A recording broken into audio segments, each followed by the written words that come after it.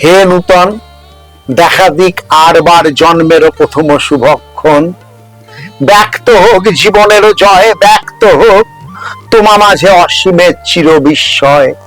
উদয় দিগন্তে শঙ্খ বাজে, মোর চিত্ত বাজে চির নতুনের দিল ডাক, 25শে বৈশাখ। এই 25শে বৈশাখ কবিগুরুর জন্মদিনের প্রাক্কালে রাজ্যের সামগ্রিক পালা বদল কবির কবিতার মধ্যে দিয়েই একটু বলবার চেষ্টা করি, একটু সাথে থাকলে ভালো লাগবে। রবীন্দ্রনাথ যেভাবে কর্ণকুন্তী সংবাদকে বর্ণিত করেছেন, যে কুন্তী আহ্বান করছে তার জ্যেষ্ঠ পুত্র কর্ণকে যে পাণ্ডবরাই তো জিতবে, তুমি চলে এসো। কিন্তু কর্ণ বীর, সে কিন্তু তার পথ থেকে ভ্রষ্ট হবে না। বলে মাতো করিও না ভয়, কহিলাম পাণ্ডবের হইবে বিজয়।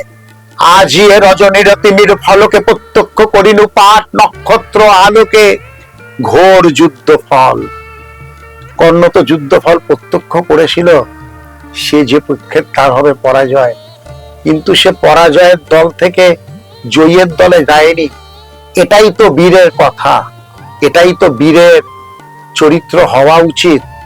আমরাও আশা করব নির্বাচন যদি একটা যুদ্ধ হয়, কারোর বিজয় হবে, কেউ পরাজয় হবে, কিন্তু তার মানে এটা নয় যে পরাজিত দল থেকে বিজয়ী দলে চলে যাবে সেই বীরেরা, বা বিজয়ী দল সেই বীরেদের, তথাকথিত বীরেদের আসন দেওয়ার জন্য উদ্গ্রীব হয়ে বসে থাকবে। কোনোটাই হওয়া উচিত না। রবীন্দ্রনাথ তো তার কর্ণ চরিত্রে এটাই দেখিয়ে দিয়ে গেছে।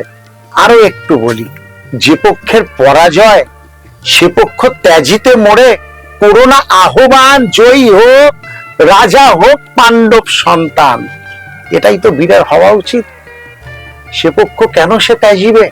আরো কবির ভাষায় সংক্ষিপ্ত ভাবে দুটো কথা আরো বলি। কর্ণ তো পরাজিত দলেই, তবু সে তার মায়ের কাছে কি আশীর্বাদ চাইছেন? শুধু এই আশীর্বাদ দিয়ে যাও মোরে, জয় লোভে যশ লোভে রাজ্য লোভে ওই, বীরের সদ্গতি হতে ভ্রষ্ট নাহি হই। এটাই তো সর্বোত্তম কথা। কোনো কিছু লোভে যেন আমার বীরের সদ্গতি থেকে লক্ষ্যভ্রষ্ট যেন না হই, আমি যেন লক্ষ্যভ্রষ্ট না হই, আর বিজয়ী দলও যেন লক্ষ্যভ্রষ্ট না করায়। থাকি না আমরা, পরাজিতরা আবার নতুন করে তৈরি করবে, আর বিজয়ী দল তার নতুন নতুন যারা জয়ী তাদের নিয়ে একটা সুন্দর দেশ, সুন্দর বাংলা আমাদের উপহার দেবে। এটাই তো আমরা আশা করি। তাই জয়ী বিজয়ী সমস্ত দলের কাছে রবীন্দ্র জন্ম জয়ন্তীর প্রাক্কালে একটাই অনুরোধ, কর্ণ যেমন তার নিজের পরাজয় যেন একই দলে থেকে যাচ্ছে, এটাই তো বীরের সদ্গতি হওয়া উচিত।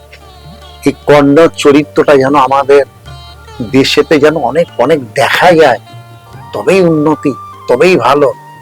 আর রবীন্দ্র জন্ম জয়ন্তীর প্রাক্কালে আন্তরিক প্রীতি শুভেচ্ছা বিজয়ীদের।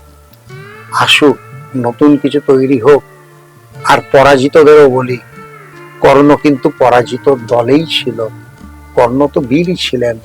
আসুন আমরা সবাই মিলে আমাদের রামমোহন থেকে রবীন্দ্রনাথ যে বাংলা স্বপ্ন দেখে, যে দেশের স্বপ্ন দেখে, আমরাও যেন সেই স্বপ্ন নতুন যারা এসছেন তাদের থেকে আরো আরো বেশি ভাবে দেখতে পাই। রবীন্দ্র জয়ন্তীতে শপথ নেবে এই সরকার, সম্পূর্ণ শুভেচ্ছা ভালোবাসা।